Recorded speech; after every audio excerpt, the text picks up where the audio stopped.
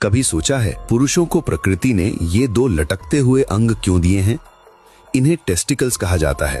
ये कोई सामान्य अंग नहीं है, बल्कि जीवन बनाने की फैक्ट्री है, यानी स्पर्म बनाने की फैक्ट्री।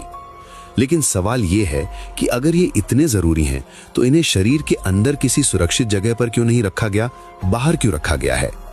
दरअसल इसकी असली वजह है तापमान।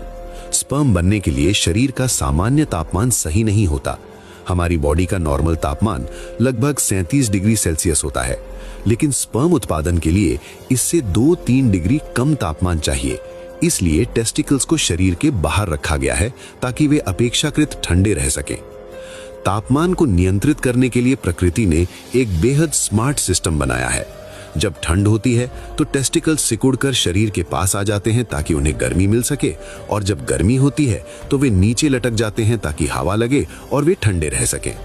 मतलब ये लटकना कोई डिजाइन की कमी नहीं है, बल्कि एक ऑटोमेटिक टेम्परेचर रेगुलेशन सिस्टम है। अब एक और दिलचस्प बात, टेस्टिकल सिर्फ स्पर्म ही नहीं बनाते, यहीं पर बनता है टेस्टोस्टेरॉन, वो हार्मोन जो आवाज को भारी बनाता है, मसल्स के विकास में मदद करता है, दाढ़ी लाता है और आत्मविश्वास बढ़ाता है। अगर टेस्टिकल सही से काम ना करें तो स्पर्म काउंट घट सकता है, टेस्टोस्टेरॉन का स्तर कम हो सकता है और पूरी पुरुष जैविक प्रणाली प्रभावित हो सकती है। सबसे चिंताजनक तथ्य ये है कि बहुत ज्यादा टाइट कपड़े पहनना, शरीर का ओवरहीट होना, लैपटॉप को लंबे समय तक गोद में रखना या लंबे समय तक गर्म वातावरण में रहना धीरे धीरे स्पर्म प्रोडक्शन को नुकसान पहुंचा सकता है।